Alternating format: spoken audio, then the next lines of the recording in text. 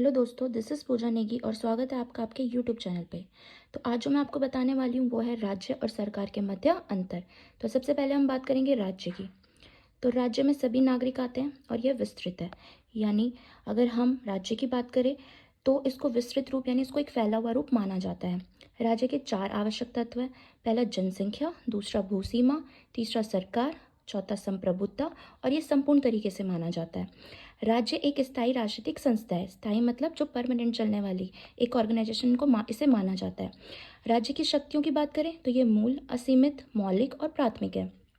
यानी कि इसमें किसी तरीके की कोई सीमा नहीं है और इसको प्रथम रूप में माना जाता है। और लास्ट पॉइंट इसका है संप्रभुता। राज्य का एक अनिवार्य गुण है।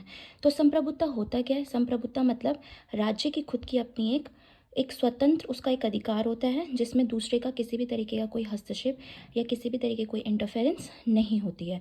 तो इसलिए राज्य को एक अनिवार्य मतलब एक संप्रभुता का एक अनिवार्य गुण इसका माना जाता है।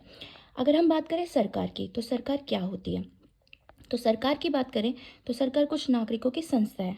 यानी इसमें कुछ नागरिक ही आते हैं और ये संकरी माने जाते हैं। संकरी मतलब इसका एक छोटा सा रूप है।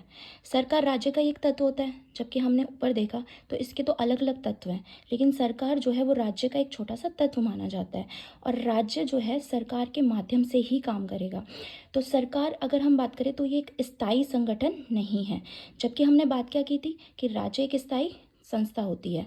ये अस्थायी होती है। अभी अस्थायी क्यों होती है? क्योंकि इसमें टाइम टू टाइम कोई ना कोई चेंजेस यानी परिवर्तन आते रहते हैं।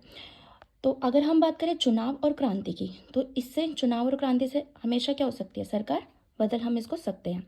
सरकार के पास केवल राज्य द्वारा प्रदत्त सीमित शक्तियाँ हैं। यानी सरकार के पास जो होती हैं, राज्य ही क्या करती है? उसको सीमित तरीके की शक्तियाँ देती हैं। और लास्ट इसके पॉइंट की बात करें तो सरकार के पास अपनी कोई भी संप्रभुता यानी किसी भी तरीके का कोई अधिकार नहीं होता है।